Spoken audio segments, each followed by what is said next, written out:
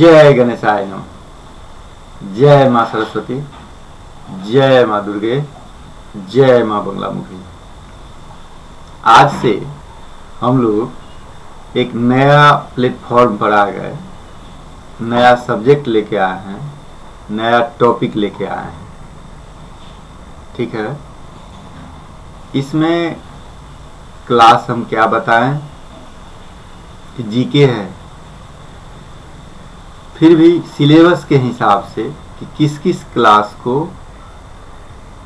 देखना है। देखना वैसे सबको है, सब देखिए, ठीक है, क्योंकि एजुकेशन किसी क्लास का, किसी सिलेबस का बंधा हुआ नहीं होना चाहिए। फिर भी सिलेबस के हिसाब से अभी हम लोग टॉपिक है हम लोगों का फोर्स। फोर्स कितना छोटा शब्द है और इसका रूप कितना विशाल है। फिजिक्स का पार्ट है। इससे पहले हम मोशन बता चुके, लेकिन संयोग से मोशन आपके यूट्यूब चैनल पर नहीं होगा, क्योंकि लॉकडाउन से पहले फिजिक्स का 2 पार्ट इलेक्ट्रिसिटी और मोशन निकल चुका है। फिर भी यदि इधर समय मिलेगा ये सब अपना पूरा करने के बाद, तब उसको दोबारा देखेंगे। हम बहुत सोचे कि पहले मोशन किया जाए, लेकिन मोशन करने के लिए हमको 1 महीना रुकना होगा। 1 महीना लगेगा मोशन को करने में। डेली 1 डालेंगे तब 30 होगा कम से कम, क्या? तो उसको अभी हम रोके और फोर्स मोशन हम लोग कर भी लिए हुए हैं। फोर्स में आ जाते हैं। फोर्स क्लास 6 के लिए है। क्लास 6 में फोर्स है, 7 में नहीं है सिलेबस के हिसाब से। फिर 8 में है, ठीक है, 8 में है, और 9 में सीबीएसई में है, और 10 में आईसीएसई में डाल दिया है। तो देखो किस प्रकार से फंसाया हुआ है। 6 में है, ठीक है, आप पियर्सन निकाल के देखिए, आप अपने बुक में 6 में है, 7 को हटाया है, 8 में है फोर्स, प्रेशर, थ्रस्ट, ठीक है, 9 में फोर्स पूरा चैप्टर है, न्यूटन्स लॉज ऑफ मोशन, और 10 में फोर्स इक्विलिब्रियम पर लेके चला गया है। ठीक है, इसलिए हम कहेंगे कि 2-4 वीडियो तक सब देखेंगे, उसके बाद सिर्फ 9th के लिए चला जाएगा। ठीक है, हमको लगता है 4-5 वीडियो तक 6, 7, 9, 10 सब देखेंगे, उसके बाद सिर्फ 9th के लिए चला जाएगा। ठीक है, न्यूमेरिकल भी आ जाएगा उस पर बहुत सारा। अब आ जाइए, फोर्स है क्या? बचपन से हम लोग पढ़ते आ रहे हैं पुश और पुल। नहीं, सही बात है, सब चीज इसी से निकला हुआ है, पुश और पुल। या तो धकेलो क्या, या अपना तरफ खींचो, यही फोर्स है। ठीक है, और थोड़ा सा बड़े जब हुए, नहीं, जैसे जैसे ज्ञान हुआ तो कहेंगे भाई उसके कारण होता क्या है, कारण पर चले गए। नहीं, यदि कोई साइकिल से जा रहा है, एकाएक उसको हम पकड़ लिए तो उसका स्पीड कम हो गया। नहीं, कोई जा रहा है धीरे धीरे, उसको हम धकेल दिए तो उसका स्पीड बढ़ गया है। कोई बॉल वॉल प्लास्टिक का, रबर का ले लिए, उसको हम क्या किए, दबा दिए, नहीं, तो उसका शेप चेंज हो गया। नहीं, तो इस प्रकार से उसके डायरेक्शन में चेंज हो जाता है, उसके शेप में चेंज हो जाता है, उसके साइज में चेंज हो जाता है। नहीं, ये सब क्या कहलाएगा, इफेक्ट ऑफ फोर्स में। नहीं, अब है कि फोर्स कितने टाइप का। तो एक चीज हम देखेंगे, जैसे पेड़ से आम गिर जाता है, अभी आम का महीना है, पेड़ से आम आपके लिए गिर जाता है और आप बगीचा में रहते हैं, आराम से उसको ले लेते हैं। ठीक है, तो इसमें भी तो कोई ना कोई फोर्स है, नहीं है? कौन फोर्स कहलाएगा, ग्रेविटेशनल फोर्स। ठीक है, तो और हम इस टेबल को धकेले, ठीक है, ये भी एक फोर्स हुआ। तो टेबल को धकेले तो टेबल को हम टच किए, लेकिन अर्थ पर जो आपका आम गिरा, क्या वो तो अर्थ टच करने के लिए नहीं गया था, अर्थ से आम का टच नहीं हुआ, तो गिरने के बाद टच हुआ है। यानी एक में हुआ कांटेक्ट एक में हो गया नॉन कांटेक्ट। तो दो टाइप से बांट दिया, कांटेक्ट फोर्स और क्या, non contact force. Contact force में जैसे मस्कुलर फोर्स, नहीं मैकेनिकल फोर्स, ये सब क्या चला जाएगा कांटेक्ट फोर्स में। नॉन कांटेक्ट फोर्स में क्या आ जाएगा, जैसे gravitational force, magnetic force, electrostatic force, ये सब क्या चला जाएगा नॉन कांटेक्ट। ठीक, अब कहिएगा मैग्नेटिक फोर्स, तो वो भी दो प्रकार का, अट्रैक्शन और रिपल्सन। इस प्रकार से कहने का मेरा मतलब यह है, इंट्रोडक्शन ये है फोर्स का, कि आप कितना तक सोच सकते हैं। फिजिक्स है, इसका कोई अंत नहीं है। आज तक जो टॉपिक सिलेबस में है या बुक में है या जो पता चला है उतना ही नहीं है, आज शाम तक कोई ना कोई नया चीज इसमें निकल आएगा। वो है आपके सोचने पर कि आप कितना ज्यादा उसके पीछे हैं, कितना ज्यादा उसके बारे में सोच रहे हैं। आप भी नया चीज निकाल सकते हैं, फोर्स के कारण क्या क्या हो सकता है। जितना आप पढ़े हैं या पढ़िएगा या देखिएगा, उससे ज्यादा आप अपने से नया कुछ निकाल सकते हैं। ठीक, अब आ जाते हैं बहुत सारा पॉइंट, अब आ जाते हैं कि फोर्स का मेजरमेंट कैसे किया जाएगा। नहीं, तो दो प्रकार से मेजरमेंट भी हो सकता है।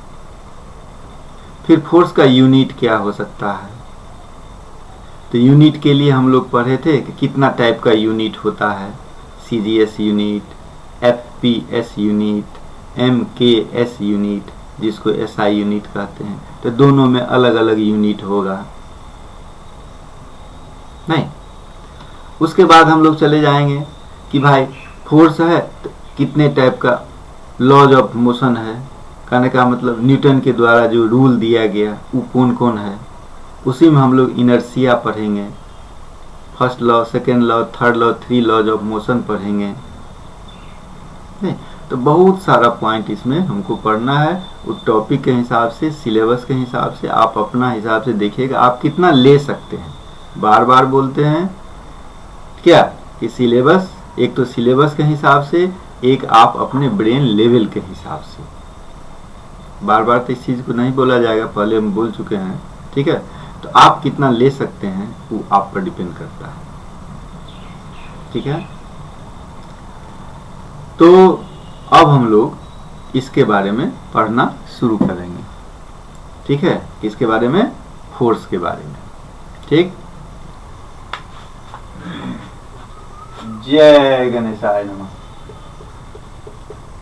जय मां सरस्वती, जय मां बंगामुखी। पहले अब हमको डिफिनीशन लिखना होगा। ठीक है, फोर्स का डिफिनीशन लिख रहे हैं हम। फोर्स का डिफिनीशन क्या देंगे हम लोग, force is a push or a पुल, जो बच्चा से पढ़ते आए हैं। ठीक है, फिर चेंजेस और टेंड्स टू चेंज, ध्यान दो बात पर, या तो चेंज करता है या चेंज करने का क्या करता है, प्रयास करता है। ठीक है, चेंज द स्टेट, उसका स्टेट चेंज करेगा। स्टेट चेंज करने का मतलब क्या, स्टेट कितने प्रकार का, सॉलिड, लिक्विड, गैस। ठीक, change the state of rest और क्या, ऑफ यूनिफॉर्म मोशन। तो रेस्ट में रहेगा तो क्या आएगा, मोशन में, मोशन में रहेगा तो क्या आ जाएगा, रेस्ट में, या दूसरा स्टेज भी चेंज हो जाएगा। उसके बाद ऑफ यूनिफॉर्म मोशन, ध्यान दो बात पर, हम लोग मोशन पढ़े हैं। ठीक है, उसमें भी कौन motion, uniform motion. Uniform motion किसको बोले थे, इक्वल डिस्टेंस, क्या, in equal interval of time. उसके बाद कहता है डायरेक्शन ऑफ मोशन, मोशन का जो डायरेक्शन है उसमें भी चेंज ला सकता है, या उसके शेप में, उसके साइज में। ये सब सारा किसके कारण हुआ, फोर्स के कारण। तो फोर्स का डिफिनीशन हम क्या देंगे, force is a push or a pull which change or tends to change the state of rest or of uniform motion, the direction of motion or the shape and size of a body. ये मेरा definition हुआ किसका?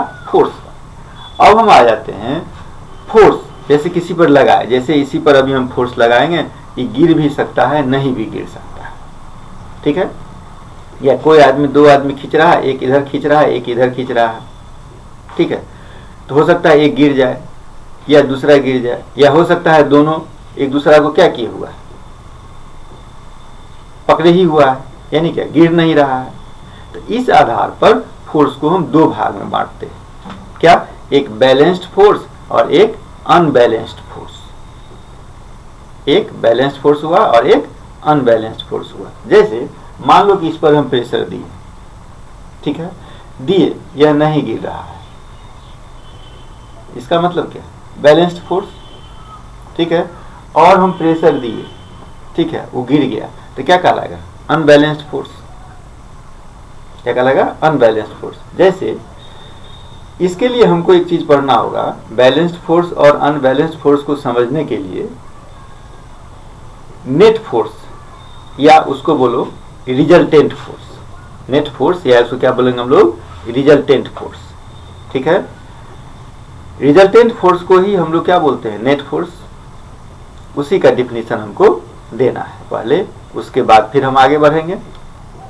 Resultant force, कहाँ चले हम लोग, resultant force को ही क्या बोले थे कि नेट फोर्स कहते हैं।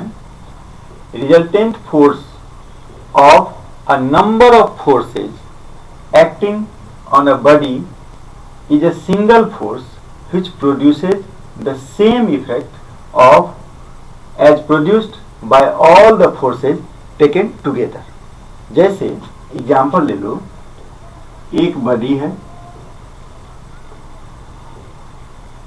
ठीक है, इस पर ए 5 न्यूटन का फोर्स लगा रहा है, ठीक है, और बी 10 न्यूटन का फोर्स लगा रहा है, और सी 2 न्यूटन का फोर्स लगा रहा है, ठीक है। ए भी, बी भी, सी भी, तीनों फोर्स लगा रहा है।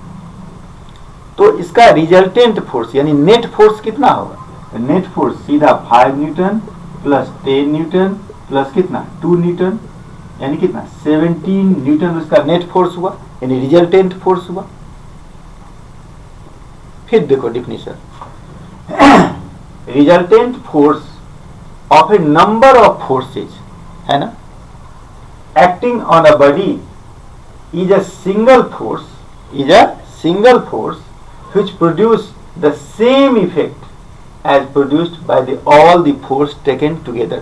तीनों फोर्स मिलाकर के कितना फोर्स लगा है, 17 न्यूटन, यही मेरा क्या हुआ, रिजल्टेंट फोर्स, या क्या कहेगा, नेट फोर्स। अब इसमें एक चीज है कि जो भी फोर्स हम लगाए हैं सब एक ही डायरेक्शन में लगाए हैं, लगाए हैं ना, सारा फोर्स एक ही डायरेक्शन में लगा दिए।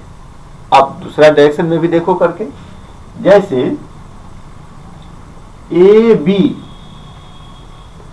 ए 5 न्यूटन का फोर्स लगाया, बी भी 10 न्यूटन का फोर्स लगाया इधर। अब यहां से हम ले लेते हैं एक सी, ठीक है, सी इधर फोर्स लगा रहा है, कितना न्यूटन का भाई, 25 न्यूटन का, नहीं, सी कितना फोर्स लगा रहा है, 25 न्यूटन का। ये दोनों मिल करके ये 5 न्यूटन लगा रहा है, ये 10 न्यूटन लगा रहा है, ये अकेले कितना लगा रहा है, 25 न्यूटन। अब इसका रिजल्टेंट फोर्स क्या होगा, सो देखो, ए 5 न्यूटन लगाया और बी कितना न्यूटन लगाया, 10 न्यूटन, और ई कितना लगाया, प्लस लगा दो, लेकिन डायरेक्शन चेंज कर दो, क्या, -25 न्यूटन। सबको तो प्लस से करना है ना, लेकिन डायरेक्शन चेंज, इसलिए साइन चेंज, -25 न्यूटन। अब कितना हो गया, 15 न्यूटन -25 न्यूटन, माने क्या, -10 न्यूटन, नहीं हो गया, -10 न्यूटन। तो इसको हम लोग क्या लिखेंगे, सोचो तो क्या लिखेंगे,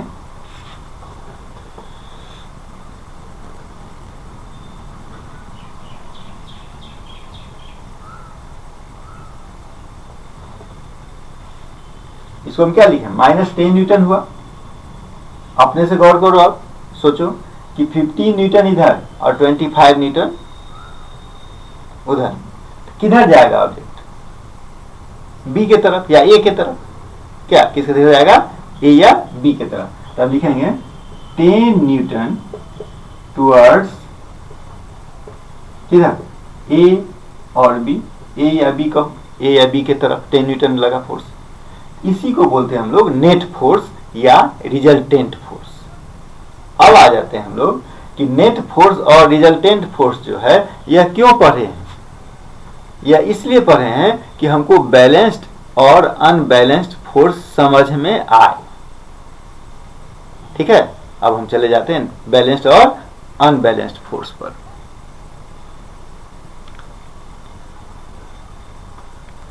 बैलेंस्ड फोर्स, ठीक है, बैलेंस्ड फोर्स क्या किसको कहेंगे, कहता है कि number of forces, if a number of forces acting on a body produce zero acceleration.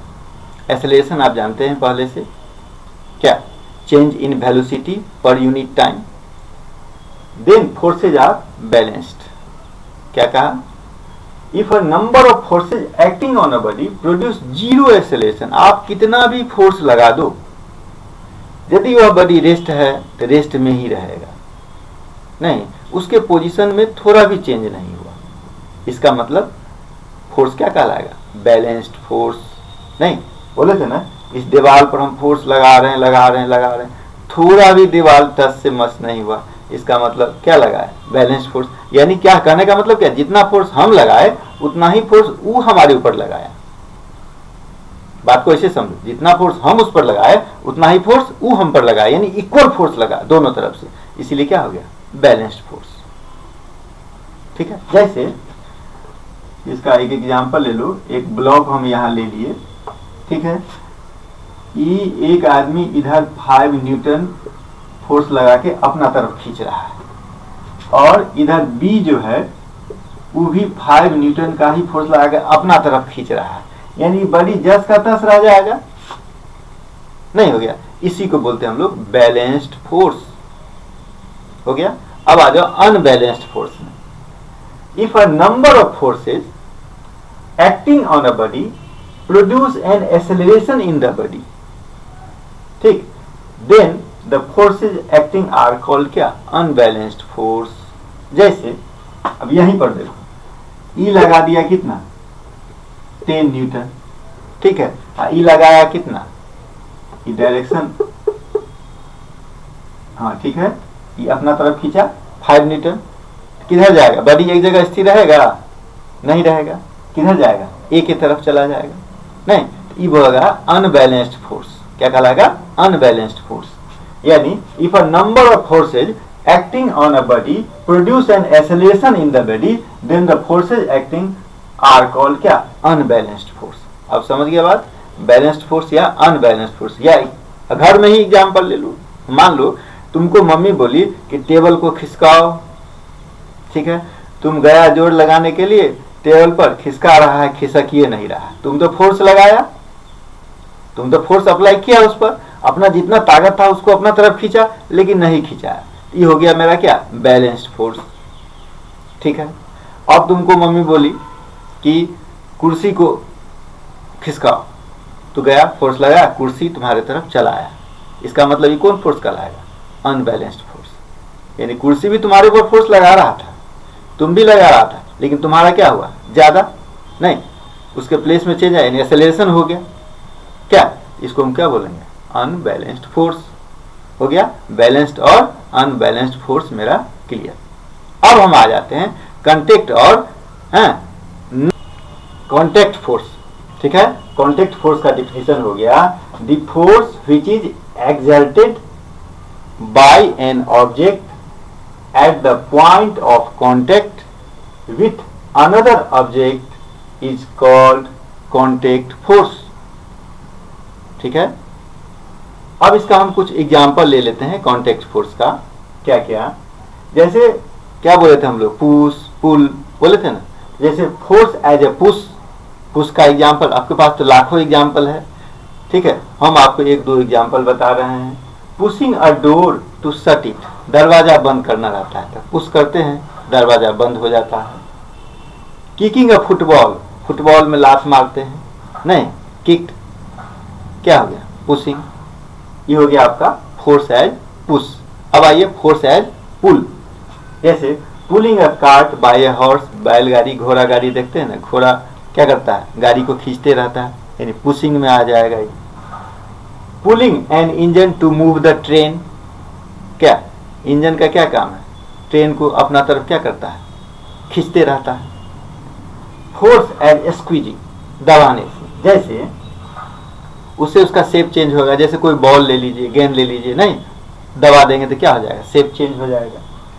Squeezing a gum tube to extract the gum, जैसे गम आपको निकालना रहता है, गोंद निकालना रहता है, नहीं ट्यूब में से आप क्या करते हैं, प्रेशर देते हैं तो गम बाहर निकलता है, या टूथपेस्ट में से या किसी चीज पाउडर में से।